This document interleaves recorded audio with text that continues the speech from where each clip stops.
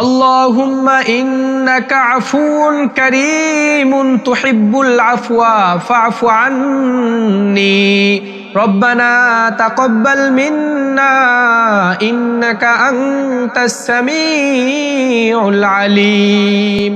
লাইলাতুল কদরে মোনাজাত আপনি কখন করবেন? রাসূলুল্লাহ সাল্লাল্লাহু আলাইহি ওয়াসাল্লাম মোনাজাত কিভাবে করতে বলেছেন, হাত কোথায় রাখতে বলেছেন, মোনাজাতের আগে ও পরে কোন দোয়াগুলা পড়তে বলেছেন, এছাড়াও কোরআন থেকে আমি মোনাজাতের কিছু ফজিলতপূর্ণ ছোট্ট ছোট্ট দোয়া আপনাদেরকে আমি মুখস্থ করিয়ে দিব। আল্লাহ রাব্বুল আলামিন বলেছেন, উদউনি আস্তাজিব লাকুম, তোমরা আমাকে ডাকো আমি তোমাদের ডাকে সাড়া দিব। রাসূলুল্লাহ সাল্লাল্লাহু আলাইহি ওয়াসাল্লাম বলেছেন, আদ-দুআউ হুয়াল ইবাদা, দোয়া মোনাজাত এটা একটা ইবাদত। যেহেতু এটা একটা ইবাদত, এই জন্য কদরের রাত্রে যে কোনো টাইমে আপনি মোনাজাত করতে পারেন। তবে একটা নির্দিষ্ট সময়ে যদি আপনি মোনাজাত করতে পারেন, আল্লাহ রাব্বুল আলামিনের কাছে চাইতে পারেন, সেটা হবে আরো বেশি উত্তম। এই জন্য সেই নির্দিষ্ট সময় কোনটা আমি আজকের ভিডিওতে বলে দিব। প্রথমে আপনি এশার নামাজ আদায় করবেন, এরপর 2 রাকাত সুন্নাত নামাজ আদায় করবেন, এরপর তারাবি নামাজ আদায় করবেন। যারা বাসাবাড়িতে নামাজ আদায় করবেন তারা বিতির নামাজটাকে রেখে দিবেন। এরপর কদরের নামাজ আদায় করবেন, যত রাকাত ইচ্ছা আপনি আদায় করবেন। এরপর চাইলে এই রাতে আপনি তাহাজ্জুদ নামাজ আদায় করতে পারেন, কারণ এই রাতে তাহাজ্জুদ নামাজ আদায়ের বিশেষ ফজিলত রয়েছে।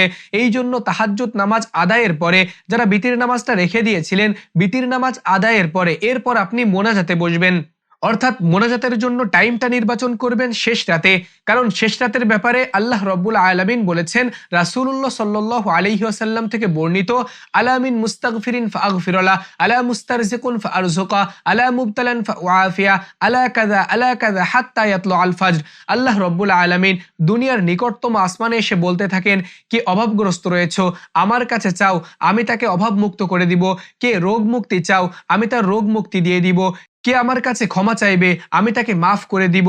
এই রকম আল্লাহ রাব্বুল আলামিন বলতে থাকেন, আলা কাযা, কে এটা চাইবে, কে ওটা চাইবে, কোন পর্যন্ত? হাত্তা ইয়াতলু আল ফাজর, ফজর পর্যন্ত বলতে থাকেন।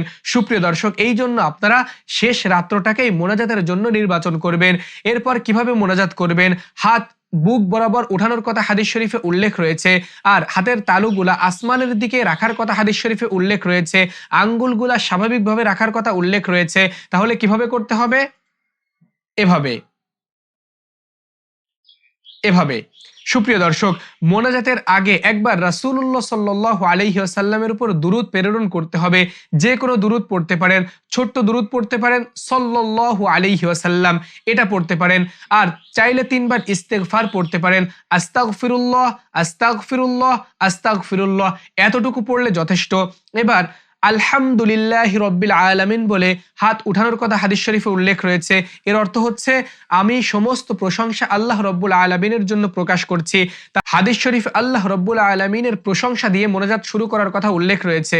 আবার বলছি, আলহামদুলিল্লাহি রাব্বিল আলামিন বলে মোনাজাত শুরু করবেন। এবার কোন দোয়াগুলা পড়বেন? আপনি বাংলাতে তো দোয়া পড়তে পারেন, তবে কোরআন থেকে কয়েকটি ফজিলতপূর্ণ দোয়া আমি মুখস্থ করিয়ে দিব ভিডিওর শেষে। সুপ্রিয় দর্শক, ওই দোয়াগুলা চাইলে মোনাজাতের ভেতর পড়বেন। এরপর বাংলাতে আপনার মনের যে আশা আকাঙ্ক্ষা রয়েছে, এইগুলা মোনাজাতের ভেতর আল্লাহ রাব্বুল আলামিনের কাছে বলবেন। মোনাজাত শেষ করার সময় কি করবেন? ওয়ালহামদুলিল্লাহি রাব্বিল আলামিন বলবেন। শুরু করার সময় আলহামদুলিল্লাহি রাব্বিল আলামিন, শেষ করার সময় ওয়ালহামদুলিল্লাহি রাব্বিল আলামিন। এবার হাত কি করবেন? সমস্ত মুখমণ্ডলে ভালোভাবে ডলে দিবেন।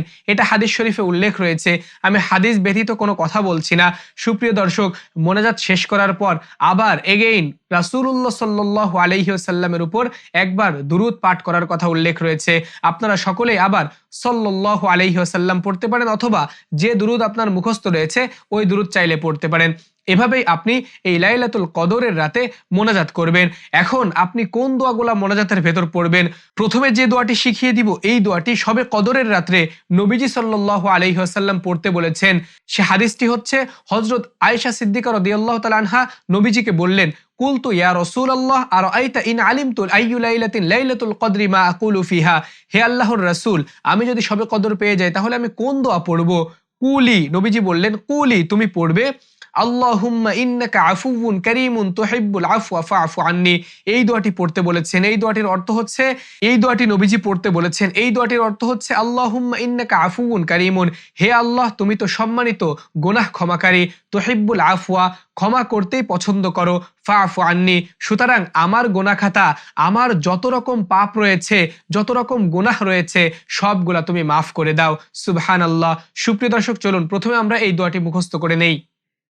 আল্লাহুম্মা ইন্নাকা, আল্লাহুম্মা ইন্নাকা, আমার সাথে সাথে পড়বেন।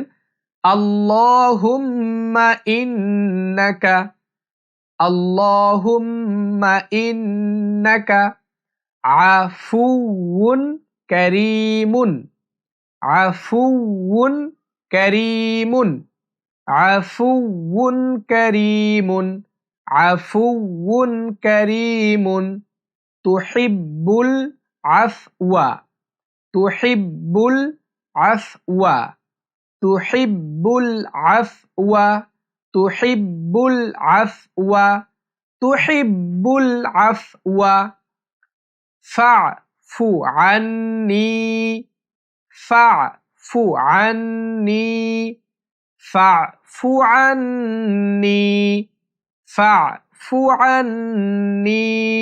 সুপ্রিয় দর্শক, এতটুকুই দোয়া। আমি সম্পূর্ণ দোয়া পড়ছি। আল্লাহুম্মা ইন্নাকা আফুউন কারীমুন তুহিব্বুল আফওয়া ফা'ফু আন্নী। সুপ্রিয় দর্শক, দ্বিতীয় নম্বরে যে দোয়াটি শিখবো, এই দোয়াটি তাদের জন্য যারা পুত ও পবিত্র একটি সন্তান চাচ্ছেন, সেটা ছেলে হোক অথবা মেয়ে হোক, ভালো সন্তান চাচ্ছেন, তারা এই দোয়াটি এই রাতে করবেন। সে দোয়াটি হচ্ছে রব্বি হাবলি মিল্লাদুনকা, রব্বি হাবলি মিল্লাদুনকা, রব্বি হাবলি মিল্লাদুনকা যুররিয়াতান তাইয়্যিবাহ, যুররিয়াতান তাইয়্যিবাহ, যুররিয়াতান তাইয়্যিবাহ, যুররিয়াতান তাইয়্যিবাহ ইন্নাকা সামিউদ দুআ, ইন্নাকা সামিউদ দুআ, ইন্নাকা সামিউদ দুআ। এতটুকুই দোয়া। রব্বি হাবলি মিন লাদুনকা যুররিয়াতান তাইয়্যিবাহ ইন্নাকা সামিউদ দুআ। এই দোয়াটির অর্থ হচ্ছে, হে আমার পালনকর্তা, তোমার নিকট থেকে আমাকে একটি পুত ও পবিত্র সন্তান দান করো, নিশ্চয়ই তুমি প্রার্থনা শ্রবণকারী। এবার আমি কোরআন থেকে যে দোয়াটি মুখস্থ করিয়ে দিব, এই দোয়াটি তাদের জন্য যাদের পিতামাতা দুনিয়া থেকে চলে গিয়েছেন। সুপ্রিয় দর্শক, এই দোয়াটি খুবই তাৎপর্যপূর্ণ একটি দোয়া। আর সেই দোয়াটির অর্থ হচ্ছে, হে আমার পালনকর্তা, তাদের উভয়ের প্রতি তুমি রহম করো, যেমনটি তারা আমাকে ছোটবেলায় করেছে। আমাকে ছোটবেলায় অতি কষ্ট করে, আমার প্রতি দয়া করে, আমাকে আদর যত্ন করে যেভাবে আমাকে লালন পালন করেছে, তাদেরকেও তুমি তোমার রহমতের কোলে ওভাবেই তুমি রাখো। সুপ্রিয় দর্শক, চমৎকার অর্থবহ দোয়াটি এখন আমরা মুখস্থ করব। রব্বির হামহুমা, রব্বির হামহুমা, রব্বির হামহুমা কামা রব্বায়ানি সগীরা, কামা রব্বায়ানি সগীরা, কামা রব্বায়ানি সগীরা, কামা রব্বায়ানি সগীরা। এতটুকু দোয়া। তাহলে রব্বির হামহুমা কামা রব্বায়ানি সগীরা। সুপ্রিয় দর্শক, সর্বশেষ যে দোয়াটি শিখিয়ে দিব, এই দোয়াটির অর্থ খুবই চমৎকার। সারা রাত্র যে আমল করেছেন, সারা রাত্র যে ইবাদত করেছেন, এই ইবাদতকে যেন আল্লাহ রাব্বুল আলামিন কবুল করে নেন, এর জন্য এই দোয়াটি। এই দোয়াটির অর্থ হচ্ছে, হে আল্লাহ, আমাদের এই আমলগুলো, আমাদের এই কাজগুলো আপনি কবুল করুন, নিশ্চয়ই আপনি সর্বশ্রোতা এবং সর্বজ্ঞ। আর সে দোয়াটি হলো রব্বানা তাকাব্বাল মিন্না, রব্বানা তাকাব্বাল মিন্না, রব্বানা তাকাব্বাল মিন্না ইন্নাকা আনতাস সামিউল আলিম, ইন্নাকা আনতাস সামিউল আলিম, ইন্নাকা আনতাস সামিউল আলিম, ইন্নাকা আনতাস সামিউল আলিম। এতটুকু। রব্বানা তাকাব্বাল মিন্না ইন্নাকা আনতাস সামিউল আলিম। সুপ্রিয় দর্শক, এটাই ছিল মোনাজাত শিক্ষার ভিডিও। কেমন লেগেছে আজকের এই ভিডিও নিচে কমেন্ট বক্সে কমেন্ট করবেন। সম্পূর্ণ ভিডিও জুড়ে আপনাদের সঙ্গে ছিলাম আমি হাফেজ মাওলানা সাব্বির হোসাইন। আল্লাহ রব্বুল আলামিন এই রাতে সকলের চাওয়া পাওয়া পূর্ণ করে দিন। সকলেই কমেন্টে লিখবেন আমিন। আপনি দেখছিলেন বাহক টিভি ইউটিউব চ্যানেল এবং বাহক টিভি ফেসবুক পেজ। আসসালামু আলাইকুম ওয়া রাহমাতুল্লাহ।